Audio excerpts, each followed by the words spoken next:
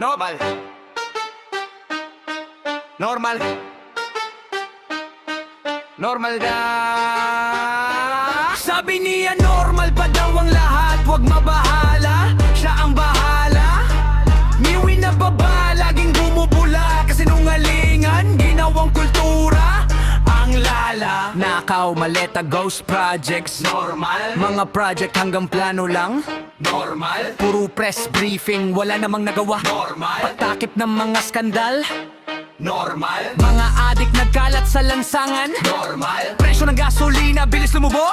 Normal. Puti pa mga bilihin nagmamahalan. Puso niyang adik, walang pakiramdam, walang pakinabang. Normal pa ang lahat, walang krisis. Pero kumitsya buohin para tingnan ang krisis. Ipinasa ang excise tax, tinanggap din naman pinagalaw. Wala na magagawa sa pagtaas ng langis. Kakawali. Normal, yan ang sigaw. Kahit ang bayan unti-unting nalulubog now. Normal, normal, yan ang linya. Habang ang masahirap na hirap huminga. Normal, normal, bulag-bulagan sa harap ng gutom at kawalan. Normal, norm, pero walang pereka, kaya ibibita ari-arian ng pamahalaan. Normal kahit ang utak ay nabubulok. Sa TV maayos, sa kalsada wasak. Sa papel may budget pero saan napunta lahat?